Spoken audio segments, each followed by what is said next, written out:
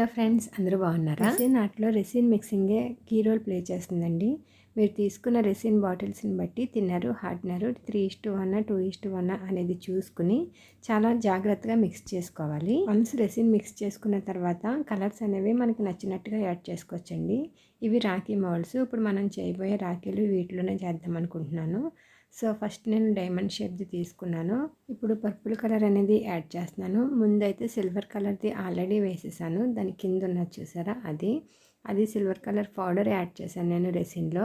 ఈ పర్పుల్ అయితే మాత్రం నేను యాక్రిలిక్ పెయింట్ తీసుకున్నానండి. దాదాపు నేను కలర్స్ అన్నీ కూడా యాక్రిలిక్ పెయింట్స్ అంటే ఫ్యాబ్రిక్ కలర్స్ ఉంటాయి కదండి, వాటిలో మెటాలిక్ కలర్స్ ఉంటాయి, అవి కొంచెం గ్లిటర్గా ఉంటాయి అన్నమాట.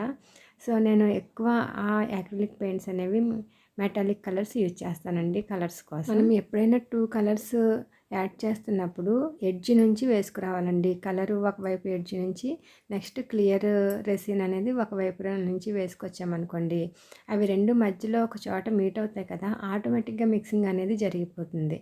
మనమేమి దాన్ని కదపనవసరం లేదు. కదిపామనుకోండి, మనం క్లియర్ కలర్ వేసాం కదండి, అది కూడా కలర్ అయిపోయి క్లమ్జీగా అయిపోతుంది అనమాట. ఇక్కడ బ్లూ కలర్ అయితే మిక్స్ చేస్తున్నానండి. నేను రెసిన్ ఎక్కువగానే కలిపాను కదండి, చాలా రకేస్ ఒకేసారి ప్రిపేర్ చేద్దామని నేను ప్రిపేర్ చేశాను. ఎప్పుడైనా సరే మనకి ఏదైనా ఆర్డర్ ఉంది లేదా ఎక్కువ రాకేస్ మనం చేయాలి అనుకున్నప్పుడు ఒకేసారి రెసిన్ కలిపేసుకుని మనం ఇలా రకరకాల కలర్స్ రకరకాల మోడల్స్లో మనం ఫిల్ చేసేసుకున్నాం అనుకోండి, మనకి ఈజీగా అయిపోద్ది అనమాట. ఈ రెసిన్ రాకేస్లో ఏంటంటే మనం ఈ డాలర్ అనేది తయారు చేయడమే మనకి పెద్ద పని. నెక్స్ట్ దీనికి జస్ట్ అయితే చిన్న చిన్న బీడ్స్ లాంటివి స్టిక్ చేసుకోవడము, రెడీ చేసేసుకుంటే సరిపోతుంది అనమాట. సో ఎన్ని రాఖీస్ చేయాలనుకుంటున్నామో, లేదంటే ఆల్రెడీ మనం ప్రిపేర్ చేసుకుని ఉంటాం కదా, నాట్ ఓన్లీ రాఖీస్, ఇంకా వేరే ఏదైనా చేయాలనుకున్నా సరే ఒకేసారి మనం రెసిన్ కలిపేసుకుని చేసుకోవడం వల్ల ఏంటంటే మనకి రెసిన్ వేస్ట్ అవ్వదు.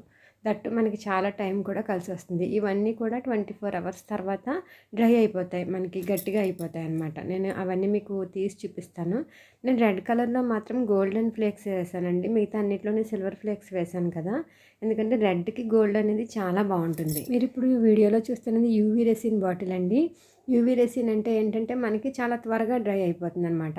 నేను ఈ రాఖీస్ అన్నీ గణపతి థీమ్తో చేస్తున్నానండి. గణేష, ఇది పాలిమర్ మెటాలిక్ స్టిక్కర్స్. ఇవి మనకి ఆన్లైన్లో దొరుకుతాయి, లేదంటే మీకు దగ్గరలో ఉన్న రెసిన్ షాప్స్లో కూడా దొరుకుతాయి.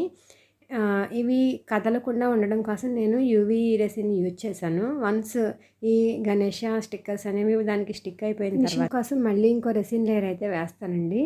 లేదు మేము కరెక్ట్గా మిడిల్లోకి పెట్టుకోగలము అని మీకు కాన్ఫిడెంట్ ఉంటే ఈ మెటాలిక్ స్టిక్కర్ పెట్టి డైరెక్ట్గా రెసిన్ వేసేసినా కూడా మనకి సరిపోతుంది. మళ్ళీ యూవీ రెసిన్ అయితే యూజ్ చేయని అవసరం లేదు.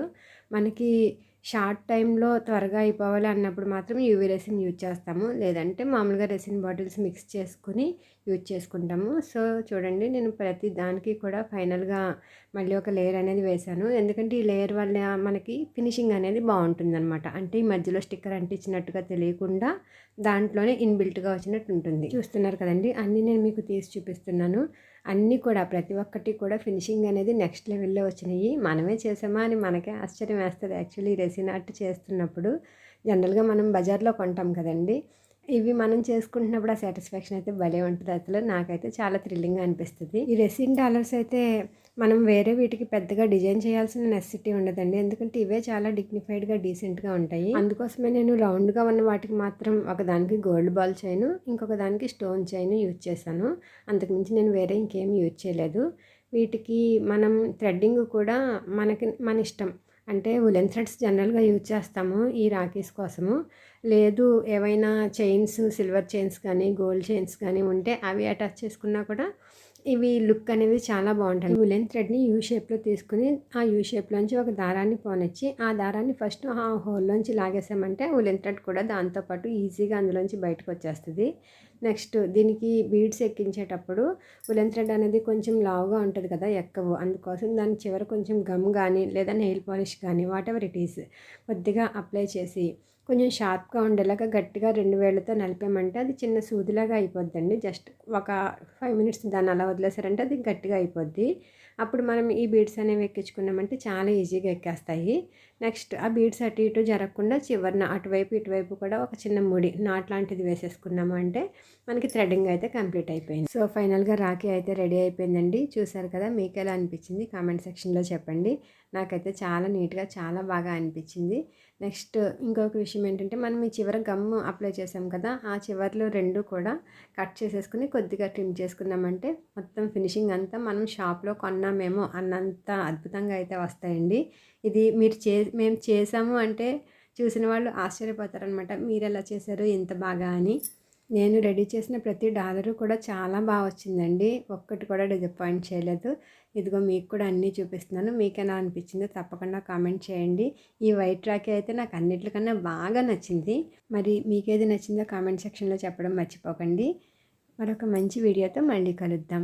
థ్యాంక్ యూ ఫర్ వాచింగ్ అండి. By bye friends. Have a nice day, nice time. Thank you. Like, share and subscribe మాత్రం మర్చిపోకండి. By by.